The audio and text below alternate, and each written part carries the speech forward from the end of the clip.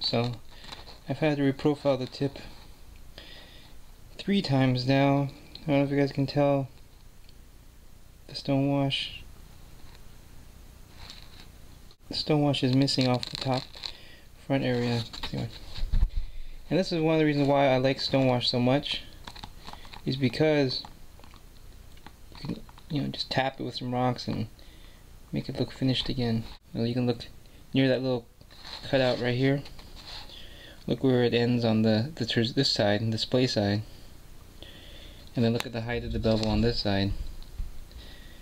Because first started messing with this Strider CPM, like I said, the thin angle kept rolling, so I had to make it a blunt angle. This is like 35 degrees right now. So let's see.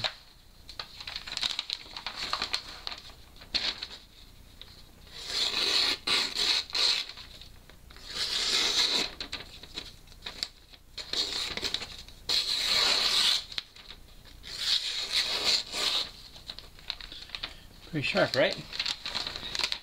And for this being CPM 154 cm, it doesn't have much lateral stability. That's true, because each time I drop it, the whole edge just starts chipping. So I figured, hey, the logic behind the steel is that it's soft, so it's easy to reprofile, which is great. So I can do it all with a fine ceramic stone if I had to, and if it chips, okay, so to get the chips out, I've lost about a good millimeter off this original material here.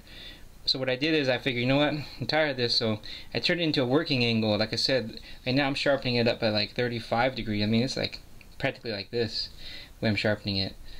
Because of that, I have like a fat edge right here, a very obtuse edge, and so that's better, because then when I do lose the razor edge, you can do the cutting task, the bulk work, which you're going to lose your razor edge anyway. And then when I want to get a razor edge, just quickly, touch it up a little bit.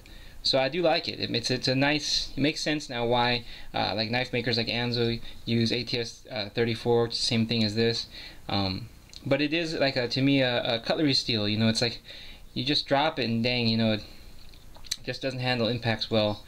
But it is, again, easy to reprofile. And for me, all I had to do was scrape down this swedge, then this swedge, and that top swedge. I'll admit, I like fighting style knives. I like knives that have features meant for tactical use in that sense. When I say tactical in other videos, I am talking about overall, safety, survival, multiple uses, etc. But when it comes to my personal, what I like to carry a fighting style knife, because I feel that if there is a situation, any kind of emergency, my first main priority still will be safety based on Maslow's hierarchy. There are many laws on this, and perhaps later on I can discuss some personal experiences and videos on the idea of using a weapon in a defensive situation. Some of the hazards, the definite risks to using a knife that's folding for self-defense. So I'm gonna, go ahead and say it too. If you can have a fixed blade, that's great. A fixed blade that's not concealed, that you can easily just grab, this is great, fast. They have that K-bar TDI knife in less than a second. I don't know if that's really true, but roughly a second, the person can pull it off their belt and stab something. But it's a TDI knife with like a 2-inch blade, and that's not even going to hurt an animal. For folding knives, we're talking a different purpose of them, and that's usually concealment. Some of the things I was talking about, how you have to hear that snap, because if you don't, you don't really know, just because it has a wave. This has no wave, and I did that without a wave because this one could be considered a flick knife if you were trying to import it into Australia, or a gravity knife in some sense, because you can shake it open.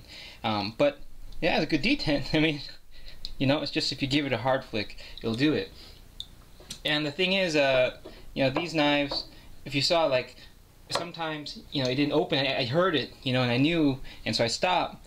But you see, one of the main things then is a tactical knife, even if you're considering using it, even if it has a wave. This is why I think you might want to look at knives that aren't Emerson's, because Emerson's don't have choils. And what you want is a knife that has a very forgiving choil. So that, like you can see, if my hand is offset a lot and it's not up here, it's still, you know, and even the flippers, it has to be a very severe, intense flipper, one that very much curves around. Flippers that are just, you know, straight out can still, your finger can roll over them because they are just polished metal, unless it does have jimping on the flipper. Another unique feature too of a good tactical folder is, you know, you can see a lot of knives when they have the lockup in the frame lock video, you know, the sage would get rocks in here jammed in dirt because where it locked up, there was a cutout section, there's always grooves and notches. You see them on frame locks and stuff, and you can never actually access them. And you can see here, here's another, you know, realistic, real world, smart, intuitive design. You see, that's where the lock stop pin hits. So if there is dirt, you just clean it out like that. A lot of tactical features, they have to be like all in place really for a knife to be considered usable for self-defense. So you can tell, first of all, there's the safety choil always. You know, Terzuola has this ramp lately. You can see it, and it's a really cool design, like on the Spyderco Terzuola collaboration. That's a slip joint. First of all, Mr. Terzuola, I've learned this now, doesn't have any responsibility for creating the lockups. He drafts the designs, and you know, if you look at his designs, they don't usually have choils. They're liner locks, and I think they have some frame lock versions too. But there's the Spyderco one, because Spyderco always has a choil. That one has a choil and this ramp up here too. And so those combined help in aiding this, you know?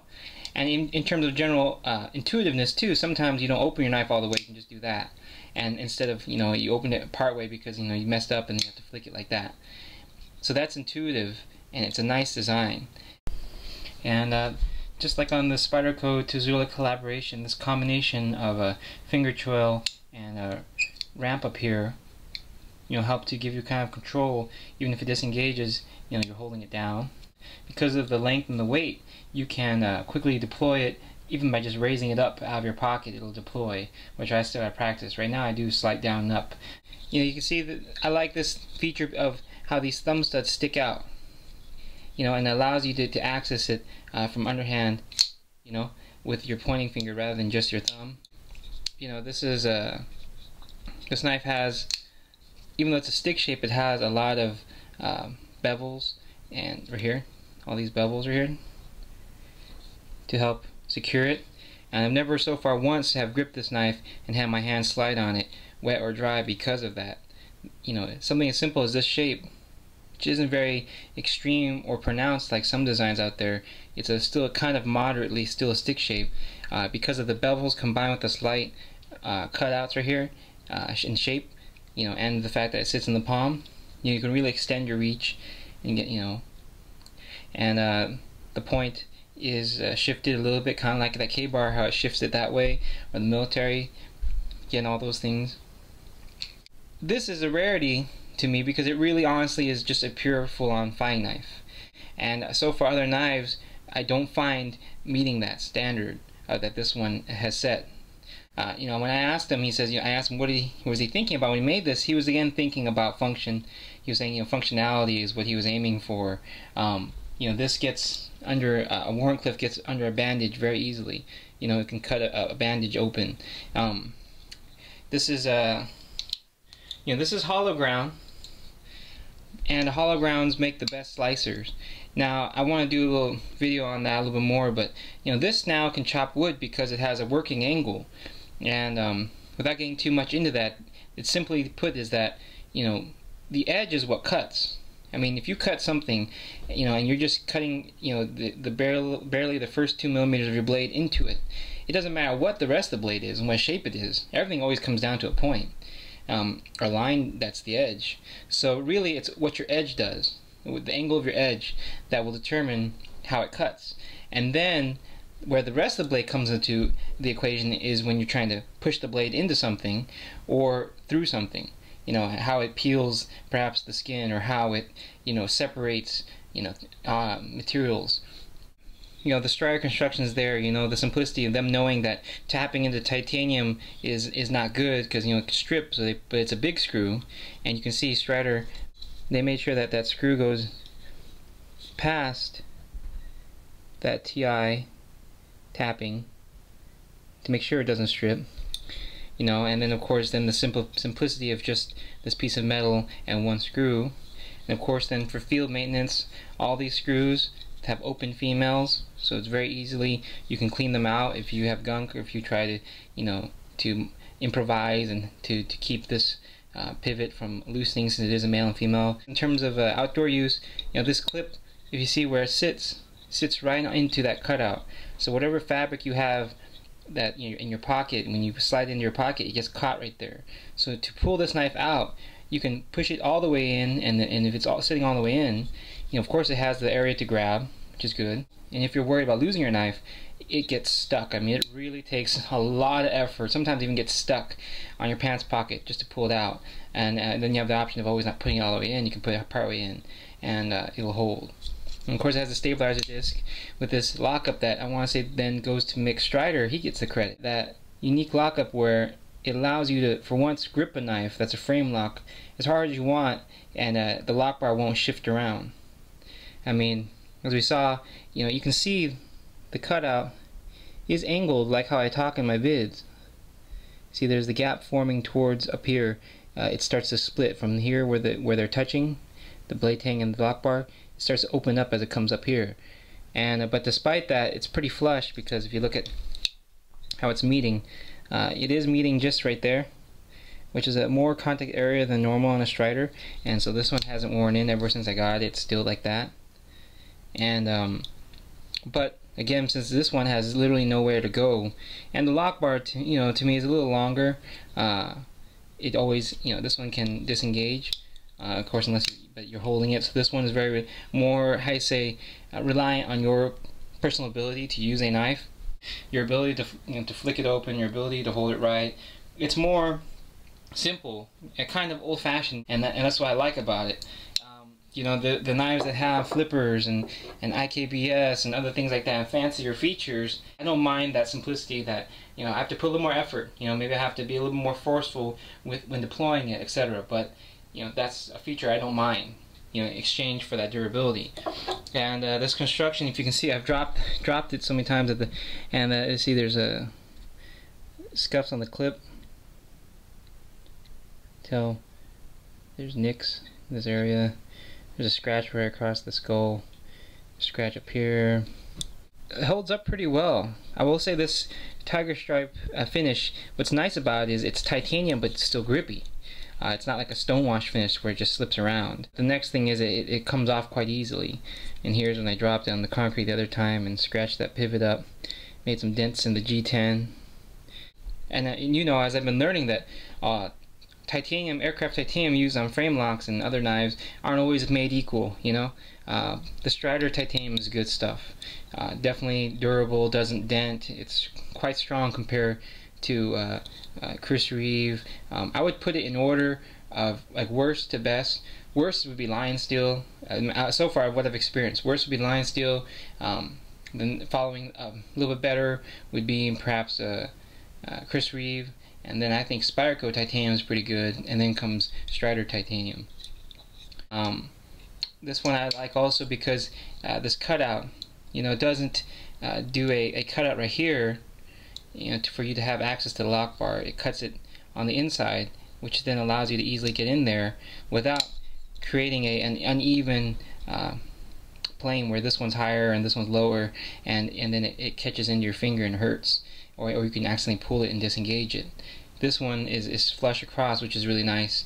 And you know, this is just something that other knife makers should look at. And so I want to say, like Mr. Terzuola, you know, I really like Mr. Terzuola. I think he's pretty badass. He knows his stuff. I mean, the Spyderco Terzuola collaboration, man, that could have been such an awesome knife if Spyderco didn't go and basically be sissy about it.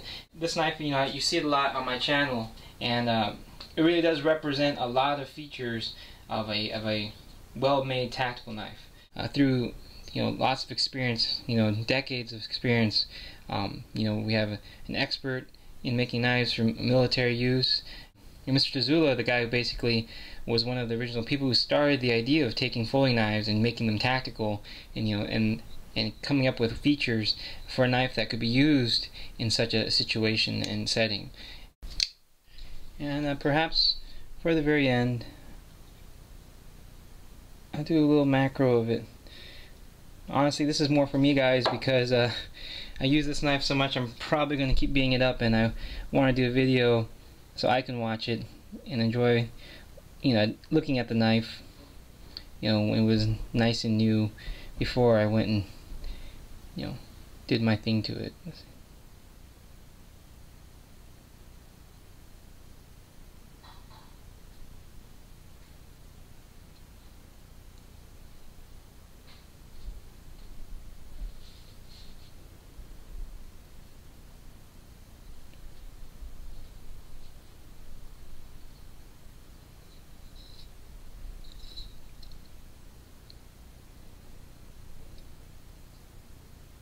You can see the thinness here of the G10, but I haven't had any problems, and I think it's still thicker than a concealed carry SNG, and so I think Strider has figured out the correct,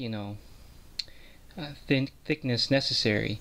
And at the same time, I want to mention that there's also different qualities of G10, and this G10 seems much more strong and sturdy. It doesn't have any flex to it, because I have held G10s that can flex depending on who makes it, what brand you're getting.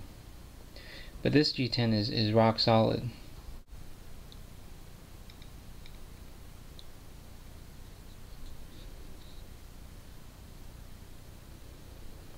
With even this pin can spin in place to help with not only one, preventing rust from forming because it constantly is cleaning itself out, but also to allow that motion to be smooth.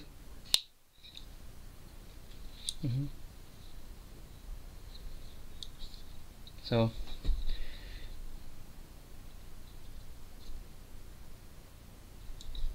it was really cool meeting Mr. Terzuola and having this knife there.